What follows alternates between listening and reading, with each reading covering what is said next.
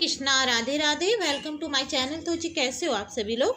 उम्मीद करती हूँ कि राधे कृष्ण जी की कृपा से आप सभी लोग अच्छे होंगे और स्वस्थ होंगे।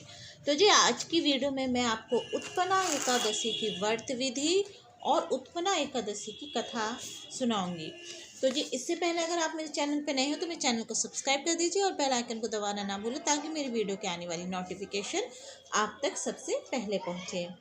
तो जी चलिए शुरू करते हैं हम सबसे पहले उत्पन्ना एकादशी की व्रत कथा। ओम गण गणपताय नमः।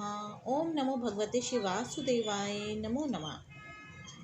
श्री सूत जी 88,000 ऋषियों से कहने लगे कि विधि सहित इस एकादशी व्रत का महात्म्य तथा जन्म की कथा भगवान कृष्ण ने युधिष्ठिर को सुनाई थी। सतयुग में एक महाभयंकर मूर नाम का राक्षस प्रकट हुआ। उसने अपनी शक्ति से देवताओं को परास्त किया और उन्हें अमरावतीपुरी से नीचे गिरा दिया। वे बेचारे मृत्युलोक की गुफाओं में निवास करने लगे तथा कैलाशपति की शरण में जाकर उस दैत्य के अत्याचारों तथा अपने महान दुख का वर्णन किया। शंकर जी कहने लगे, आप भगवान विष्णु की शरण में जाइए। आज्ञा पाकर सब देवता क्षीर सागर में गए, जहाँ शेषनाग की सैया पे भगवान शयन कर रहे थे। वेद मंत्रों द्वारा स्तुति करके भगवान को प्रसन्न किया। तब प्रार्थना करके इंद्र कहने लगे, एक जंग नाम का दैत्य ब्रह्मवंश से चंद्रवती नगरी में उत्पन्न हुआ है। उसके पुत्र का नाम मूर है। उस मूर दैत्य ने हमें स्वर्ग से निकाल दिया है। आप ही सूर्य बन के जल का आकर्षण करता है, आप ही मेघ बनकर जल बरसाते हैं। भूलोक के बड़े बड़े कर्मचारी देवता तथा शरणार्थी बन चुके हैं। अतः आप उस बलशाली दैत्य को मारकर हमारा दुख दूर कीजिए।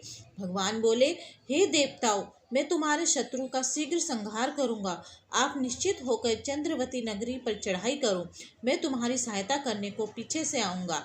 आज्ञा मानकर देवता लोग वहां आए, जहां युद्ध भूमि में मूर दैत्य गरज रहा था। युद्ध प्रारंभ हुआ, परंतु मूर के सामने देवता घड़ी भर भी ना ठहर सके।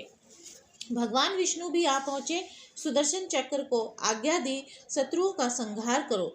चक्र ने चारों ओर सफाई कर दी। एक मूर दैत्य का सिर ना काट सका और ना ही गदा उसकी गर्दन तोड़ सकी। तब भगवान ने सारंग धनुष हाथ में लिया और बाणों द्वारा युद्ध प्रारंभ हुआ, परंतु शत्रु को मार ना सके। अंत में कुश्ती करने लगा। हजारों वर्ष व्यतीत हो गए, परंतु प्रभु का दाव बंद एक ना सफल हुआ। मूर दैत्य पर्वत के समान कठोर था, प्रभु का शरीर कमल के समान कोमल था। वे थक गए, मन में विश्राम की इच्छा उत्पन्न हुई। शत्रु को पीठ दिखाकर भाग चले। आपकी विश्राम भूमि बद्रिका आश्रम थी। वहाँ एक गुफा 12 योजन की थी। हेमवती उसका नाम था। उसमें जाकर सो गए। मूर दैत्य भी पीछे पीछे चला आया। सोते हुए शत्रु को मारने के लिए तैयार हो गया। उस समय एक सुंदर कन्या प्रभु के शरीर से उत्पन्न हुई, जिसके हाथ में दिव्य अस्त्र थे। उसने मूर के अस्त्र शस्त्रों के टुकड़े टुकड़े कर दिया, रथ भी तोड़ दिया। फिर भी उस सूरवीर ने पीठ ना दिखाई। कुश्ती करने को कन्या के समीप आया। कन्या ने धक्का मार के गिरा दिया और कहा, ये मल युद्ध का फल है। जब उठा तो उसका सिर काटकर कहा कि ये हठ योग का फल है। तब मूर की सेना पाताल को भाग गई। भगवान निद्रा से जागे तो कन्या बोली, है दैत्य, आपको मारने की इच्छा से यहाँ आया था। मैंने आपके शरीर से उत्पन्न होकर इसका वध किया।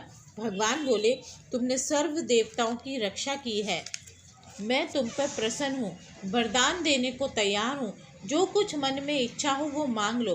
कन्या बोली, जो मनुष्य व्रत करे उसके घर में दूध, पुत्र, धन का निवास रहे और वे अंत में आपके लोक को प्राप्त करे।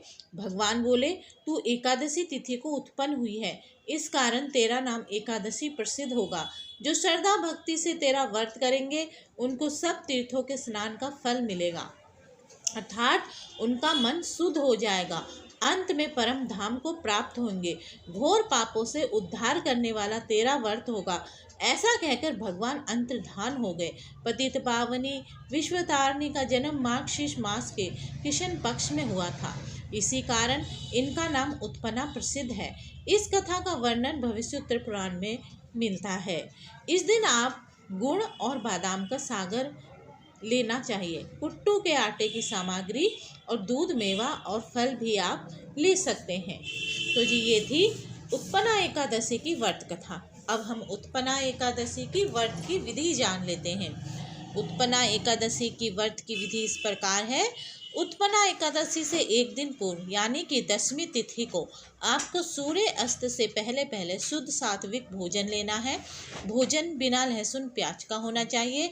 उसमें आपको चावल और मसूर की दाल नहीं लेनी है।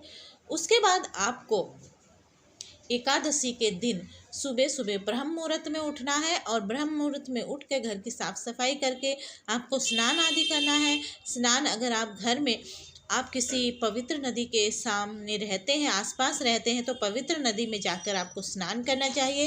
नहीं तो घर में ही गंगा जल मिलाकर आप स्नान कर सकते हैं। स्नान करने के बाद आपको घर के मंदिर की साफ सफाई कीजिए। फिर उसमें पीले रंग के वस्त्र बिछाकर श्री हरि विष्णु जी की कोई भी आपके पास फोटो या प्रतिमा आदि है तो वहाँ पर उनको विराजमान कीजिए। अगर आपके घर में लड्डू महाराज जी है, लड्डू गोपाल जी है, तो आप उनको भी वहाँ पे विराजमान कराइए। उनको चरणामृत से स्नान करवाइए। और श्री हरि विष्णु जी की भी मूर्ति या प्रतिमा कोई है तो उनमें भी चरणामृत के स्नान कराइए, यानी कि चरणामृत के छींटे लगाकर उनको भी आप स्नान कराइए। पीले रंग के वस्त्र धारण कराइए, पीले रंग के पुष्प धारण करवाइए, पीले रंग के पुष्प चढ़ाइए और फिर आप भी खुद भी पीले रंग के वस्त्र उस दिन धारण कीजिए। फिर उसके बाद आपको वहाँ पे शुद्ध देसी घी का दीपक जलाना है। फिर आपको व्रत का प्रण लेना है। व्रत के प्रण लेने के बाद आपको वहाँ पे एकादशी व्रत की कथा सुननी है, आरती करनी है। फिर उसके बाद पूरा दिन आप श्री हरि भगवान विष्णु जी को समर्पित कर दीजिए। उनके नाम की माला जाप कीजिए। अगर आप रोज़ दिन में 16 माला करती हैं तो आपको उससे डबल माला करनी चाहिए। भगवत गीता का पाठ करना चाहिए, विष्णु सहस्त्र नाम का पाठ करना चाहिए। यानी कि आपको एकादशी के दिन पूरे दिन भगवान श्री हरि विष्णु जी का नाम लेते रहना चाहिए। फिर उसके बाद संध्या समय में आपको फिर से जोत बाती करके आरती कीजिए। एकादशी के दिन विधान है कि रात्रि जागरण करना चाहिए, परंतु अगर आप पूरी रात्रि जागरण नहीं कर सकते तो आप रात के 12 बजे तक कम से कम भगवान श्री हरि विष्णु जी का नाम का जाप कीजिए, भगवत गीता का पाठ कीजिए, भजन कीर्तन आदि आप कर सकते हैं। इसी तरीके से आप अगले दिन द्वादशी के दिन उठकर अपने व्रत का पारण कीजिए। पारण करने से पहले आपको दान दक्षिणा निकाल के रख लेनी चाहिए। अगर आप व्रत करने से पहले अपना दान दक्षिणा किसी मंदिर में छोड़कर आ सकते हैं तो सही है, किसी आप ज़रूरतमंद को भी दे सकते हैं।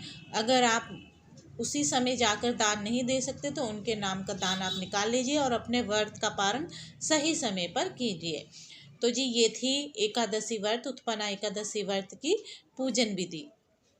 तो जी आज की वीडियो में बस इतना ही। अगर आपको आज की वीडियो अच्छी लगे तो वीडियो को लाइक एंड शेयर करना ना भूले। हरे कृष्णा, राधे राधे।